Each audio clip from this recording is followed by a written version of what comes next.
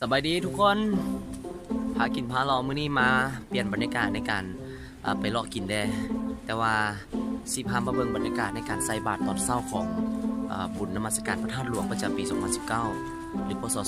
2562 มื้อนี้เป็นมื้อสุดท้ายของเพิ่นใส่บาตรพอดีเดี๋ยวยังสิพาไปเบิ่งบรรยากาศว่าพระสงฆ์ที่มาแต่ละภาคส่วนแต่ละวัดแต่ละเมืองแต่ละแขวงเพิ่นเฮ็ดจังได๋ในวิธีการใส่บาตรของคนลาวเฮาและก็มีผู้คนที่มา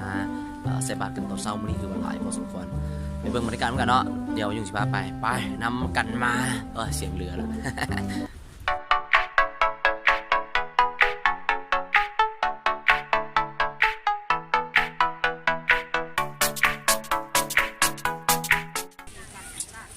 อันนี้เป็นบรรยากาศที่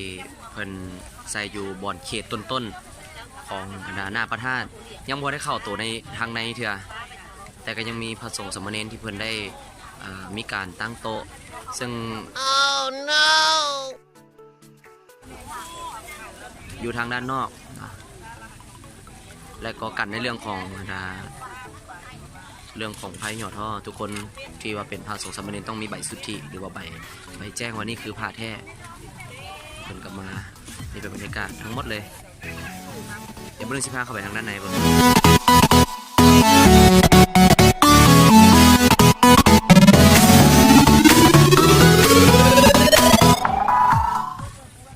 นี่ก็จะเป็นทางด้านในที่อยู่เข้ามาประมาณกลางๆเลยแหละเดี๋ยวสิพาไปเบิ่งทางบรรยากาศเล็กๆอีกหน่อยนึงเดี๋ยวพูดเข้าไปทางนั้นหน้าพระธาตุเข้าได้โว้นี่ข้างหลังเห็นป่ะลายเด้อทุกคนเดี๋ยวเข้าไปทางด้านในน้ำกันสวัสดีน้องมาแต่จักโมงนี่มาแต่6 โมงเช้าคุณว่ะโอ้ตั้งแต่คนยังพรมาคุณว่ะหรือว่ายังมีคนละตอนนั้นปีแล้วน้องมานี่ปีที่เท่าไหร่แล้วนี่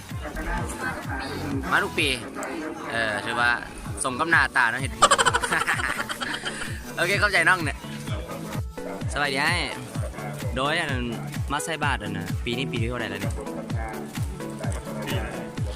จักปีเกาะ3 ปีละปีการนี้ก็มาบ่ปีนี้มันอยากขึ้นบ่อ๋อเอาถือว่าบุญใหญ่เนาะมาขอพรนี่ยังได้นี่ขอได้แฟนนั่นนะก็เดี๋ยวที่สละโสดกันหรอเอาเข้าใจแล้วให้พูดได้หลายเด้อ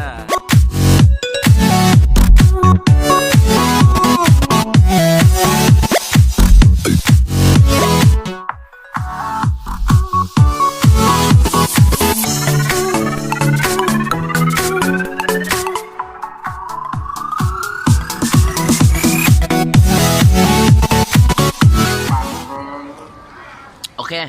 เมื่อกี้พาไปเบิ่งบรรยากาศในพระธาตุหลวงแล้วก็อยู่ทางนอกบริเวณของทางพระธาตุเบิ่งบรรยากาศผู้คนที่มาใส่บาตรถือว่าเห็นบรรยากาศปีนี้เป็นปีทวีตได้ยุ่งนะบ่เคยมาที่นี่คันบ่ได้มาเพียงขึ้นอยู่ได้เห็นเป็นงานทวีตก็